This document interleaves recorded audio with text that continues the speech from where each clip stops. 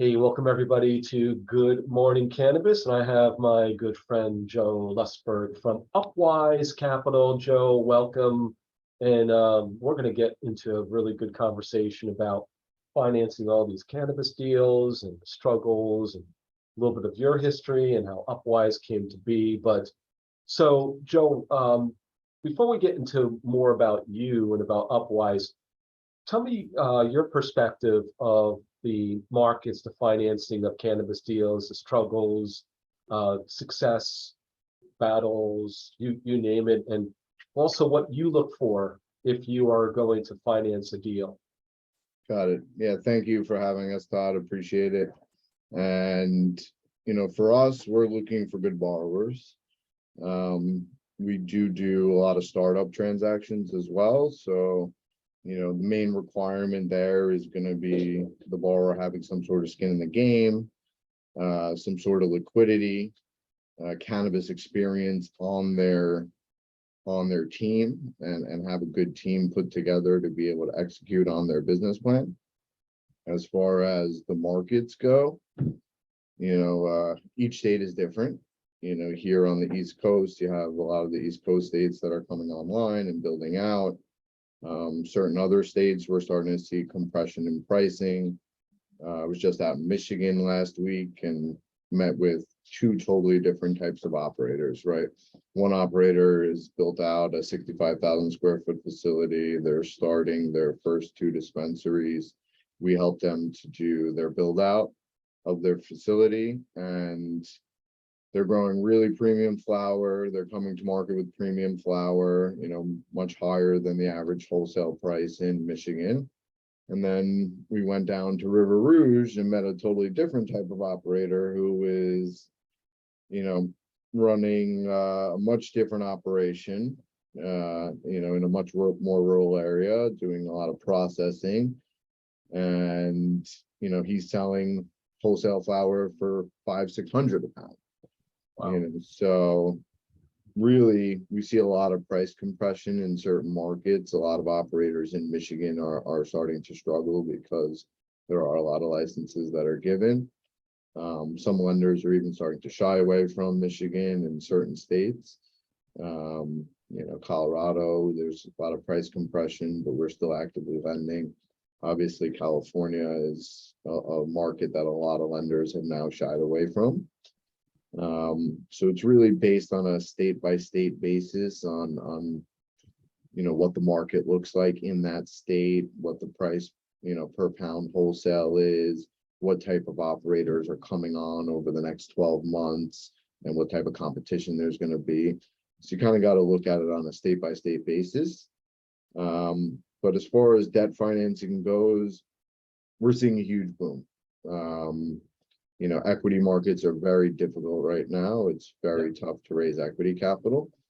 So there is a rise in debt capital currently in cannabis, and we're seeing a lot of that influx. We offer a lot of different products for cannabis operators. It's kind of what differentiates ourselves from everybody else is we're able to do construction loans, equipment financing loans, sale leaseback, account receivable financing, purchase order financing, inventory financing, and then also unsecured debt on balance sheet as well.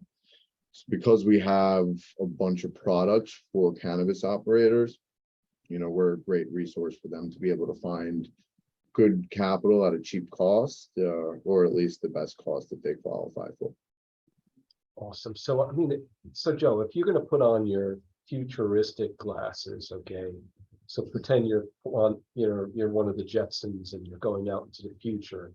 Really, where's cannabis going? And is you hear the different reports of all the dire news. I get it every day, but looking out into the future, especially, give me your focus on the East Coast. Is this like a dying market that hasn't even gotten started yet? Like what's the doom and give me the offset of the doom and gloom. Tell me what the real perspective is on cannabis. Yeah, so on the East Coast, we're here in Manhattan, New York. So we see a lot of East Coast transactions. We're seeing a lot of operators in New Jersey. Massachusetts is a big market for us.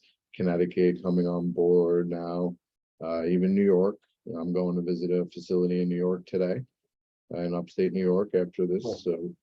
So New York is coming on board. I think New York is personally the biggest swing state out there because of the density of population. But you can just only hope that the regulators really don't mess it up, right? And it doesn't become another California where there's oversaturation, too many licenses, and the illicit market is still thriving.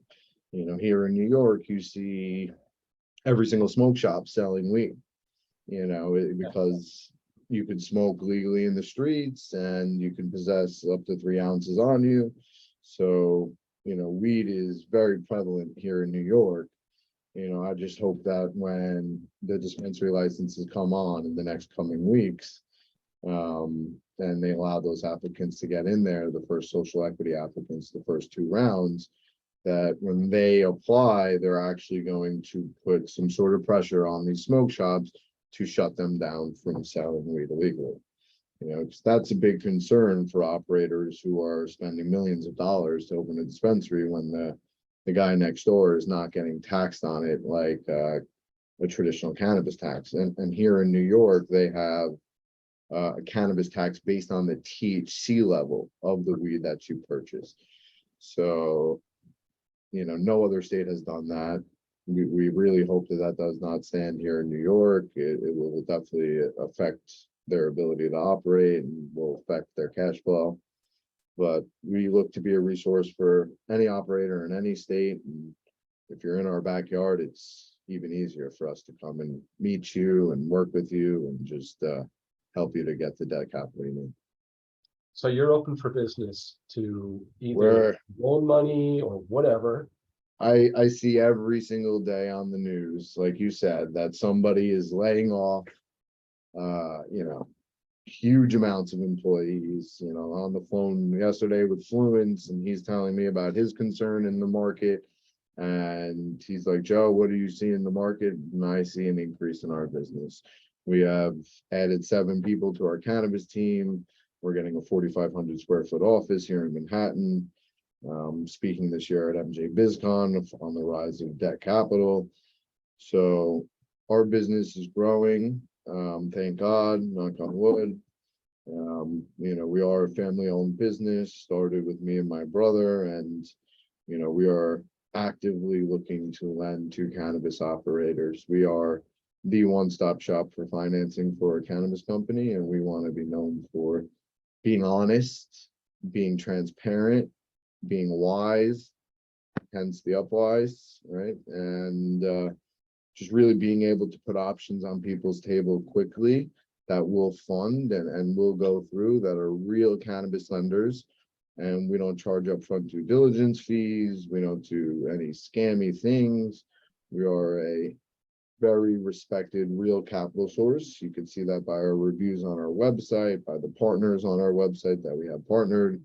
Obviously, we're partnered with you guys as well. And we appreciate everybody who, says anything good about Upwise, because when we go to these conferences, it surprises me when, big sale leaseback company comes up to me and they're like, oh, we know about Upwise, we know about you guys. And I'm like, wow, okay. I'm like, we're getting out there. We're doing the right thing, I guess.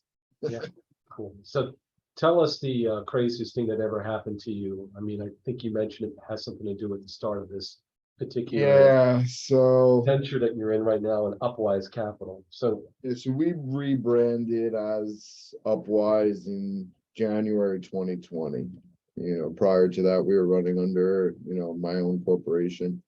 And that's when the pandemic hit. Not only did the pandemic hit, but my mother also was diagnosed with breast cancer, and she had to get a double mastectomy. And I was going through that with her. She moved into my apartment in Manhattan, and I quit my job, and my wife was pregnant. wow. All at the same time. And we didn't know if Upwise was going to be successful or not. And overnight, our business model shut down. All lending shut down. Nobody was lending because of COVID hit. And we were sitting in our apartment working on Upwise, building the website, and we realized that we had to switch gears 100%. So we started researching PPP, and we researched the Paycheck Protection Program. We went on the SBA website. We were before every bank. We were collecting applications before every single bank out there, before Wells Fargo, Bank of America, everybody. Collected about 400 applications with all the documents from each client. And then all the lenders we were submitting to weren't processing them. And I found Crossover Bank out of New Jersey, and they had an automated application. So we resent out all those 500 applications, made them do it automated, and then we built out an automated email process. It was me, my brother, my partner. We were on FaceTime till 5 a.m. every single night for weeks, just building this email platform so that if they got stuck in the PPP application, it would send them an automated email to help them guide them through the process so that we didn't even have to speak to anybody. Then we took it a step further and we reached out to referral partners, banks, unions. We got the Uber union, we got the restaurant union in Manhattan. We got some very large unions, and we ended up helping 9,000 businesses get the PPP loan. We funded $124 million in Paycheck Protection Program, and it started our business. It really helped to get us to the place that we are today, during a crazy time in my life when, my wife was pregnant and my mom was going through surgeries, and it was nuts, but we pulled through it. And we realized during COVID that the only other businesses that were getting funded besides liquor stores were dispensaries, because dispensaries were recession proof and they were, considered a necessary business. So we were consistently funding cannabis throughout COVID, and continued to fund cannabis after. And we really rolled that into a great business that we have now, and built out a full service marketplace, right? So on the traditional side, we have probably about 150 lenders and banks signed up, where we do term loans, SBA loans, line of credits, inventory financing, purchase order financing, trade financing. And then on the other side, for cannabis, it's now actually outgrown the traditional side. Interesting. So we have 38 banks signed up on cannabis under contract that will lend to cannabis. And we also have REITs, family offices, sale leaseback lenders, equipment financing lenders, account receivable financing lenders, term lenders, cash flow lenders. So we have more lenders on the cannabis side than we do on the traditional side. And now my focus is 95% cannabis. Maybe 5% is existing clients from the years of doing business, but everything else we do now, or myself personally, is for the cannabis division and is cannabis business. That's awesome. So if you were to advise someone new in the industry, the cannabis industries, like a lot of the conditional license holders in New Jersey and also in New York, what are 3 things that you would suggest that they need to have in order to get financing from a group like Upwise? Like, what are the 3? There's so many different things, Joe. Yeah, so 3 things. For startup, there's really only 2 options for a startup company. That's construction financing, which is secured by the asset or the real estate, and then equipment financing, which is secured by the equipment. Right. So in order to qualify for those products, we lend 70% loan to value based on the as completed cannabis value, or 65% loan to cost. So we look at a property based on the cannabis value, not the real estate value. Got it. So they need to come up with that delta. So they need to have 30% or 35% skin in the game. So if it's going to cost $10 million to build out their cannabis facility, they need to have $3.5 million contributed into that asset, or $3.5 million in equity to come into the game, so that they have to contribute that 35%. They also have to have a cannabis person on their team who's experienced. If you're growing, you need somebody who's grown before, somebody who has ran this business before. Same thing with the dispensary. You starting a dispensary, you need somebody with dispensary, retail experience, cannabis experience on your team. And then it comes down to liquidity, right? You have to have a personal financial statement that has some sort of liquidity on it. In the event of a default, the lender has to know that they're able to collect their money back by either selling that asset to another operator or going after your personal assets in worst case scenario. So most borrowers, we're looking for liquidity, we're looking for experience, and we're looking for them to have that skin in the game.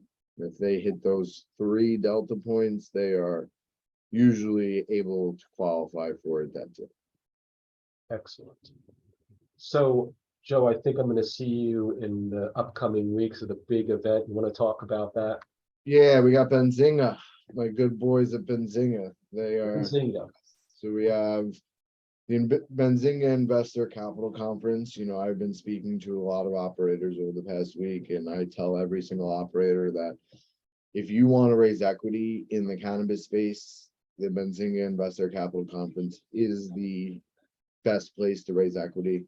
The team at Benzinga pairs operators up with equity investors that are looking to deploy capital, on the East Coast or in any new state that's coming on board. It's always a place where you can actually shake hands with the CEOs. If you have a VIP pass, you're able to sit down and have lunch with some of the largest MSO owners out there. So for somebody like me, it's a great place to network, great place to meet our referral partners. I know you'll be there. We have a booth as well. So come visit our booth. We'll be there. We'll have our team there. I think I'm doing a podcast there as well. So it should be fun. Should be a good couple days, a lot of people smoking weed, a lot of people raising money, and a lot of good times visiting with our partners. So if folks want to get in touch with you, Joe, what's the best way to connect with you? Yeah, of course. Best way is just to email 420. It's 420 at upwisecapital.com, spelled just like that. And you can call our direct cannabis line, just 646-837-5522. Reach out to us. We have a full cannabis team.